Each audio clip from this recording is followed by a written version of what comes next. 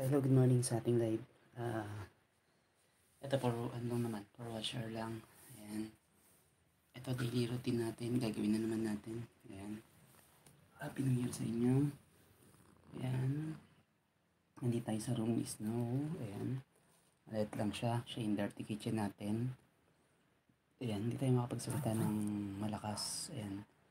Thank you sa mga nag-tune in. Hindi tayo makapagsalita ng malakas dahil ayun nga, natutulog pa sila yung mga anak ko, asawa ko. Pero talagang kapag alam nyo na ngayon ang matagal na nakasubaybay sa atin, pag nandito yung asawa ko pag nandito yung asawa ko, hindi ako nakapagsalita na malakas dahil alam nyo na, kontra siya sa pagpupusa natin.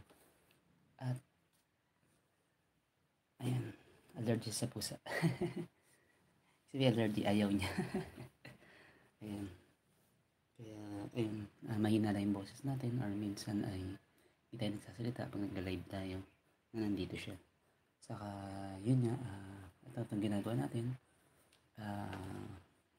Siguro boring pero ayun, for ano lang talaga din, isa sa way lang din for watch or ano lang natin na makadagdag sa watch or ano natin na kailangan natin for requirements ni YT. Ayan, ngayon gagawin na natin yung regular na ginagawa natin daily routine natin na pagdampot ng dumi niya, yung pagpapakain sa kanya. Ayan, napakain na natin siya. Ayan, pasensya na at malumanay lang yung boses natin ngayon, baka magising si misis. Ayun, yari tayo. Ayan. Ayaw niya kasi nandito tayo. Ayan. Ayan, loves now, good morning. Masungit mo ha, masungit yan, masungit eh. Ayan, masungit yan pag may nagtatagal tayo sa room niya at kumakain siya or napakain na natin siya, nalinis natin yung room niya.